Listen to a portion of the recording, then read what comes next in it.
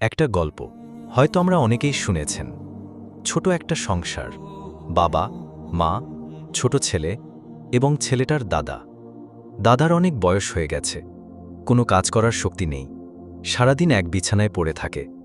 একদিন ছেলেটার বাবা একটা ঝুড়ির উপর বুলোকে বসিয়ে জঙ্গলের উদ্দেশ্যে রওনা দিল। যাচ্ছে যাচ্ছে বেশ কিছু দূর যাওয়ার পর ছেলেটা হঠাৎ তার বাবাকে জিজ্ঞেস করল, বাবা, তুমি দাদুকে ঝুড়িতে করে কোথায় নিয়ে যাচ্ছ? তোমার দাদুকে আমরা এখন জঙ্গলের ভেতর রেখে আসব। বাবা উত্তর দেয়, কেন?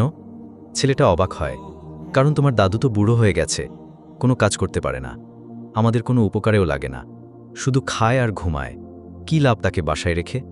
তাই তাকে আমরা জঙ্গলে রেখে আসতে যাচ্ছি। ও, কিছুক্ষণ কি যেন ভাবে ছোট ছেলেটা, তারপর বলল, ঠিক আছে বাবা, কিন্তু দাদুকে রেখে আসার সময় আমরা কিন্তু অবশ্যই ঝুড়িটা নিয়ে আসবে। কেন? একটু অবাক হয় বাবা, কারণ যখন আমি বড় হব তুমি তো তখন বুড়ো হয়ে যাবে, দাদুর মতো। তখন তুমি কোনো কাজই করতে পারবা না, শুধু খাবা আর ঘুমাবা। তখন তো তোমাকে বাসায় রেখে আমার কোনো লাভই হবে না।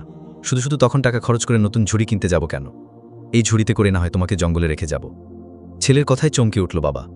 হঠাৎ করেই নিজের ভুল বুঝতে পারল সে যখন ছোট ছিল, যখন কোনো কিছু করারই ক্ষমতা ছিল না, তখন তার বাবা মাই তাকে যত্ন করে বড় করেছে। আজ তার বাবা বুড়ো হয়ে যেন শিশু হয়ে গেছে। ছোটবেলায় যেমন তার বাবা তাকে বুকের মধ্যে আগলে রেখেছিল, এখন তেমনি তার দায়িত্ব হলো তার বাবাকে আগলে রাখা। এই সময়ে তার বাবার প্রতি তার সেবা হয়তো কিছুটা হলেও তার বাবার প্রতি ঋণ শোধ করা হবে। Please subscribe.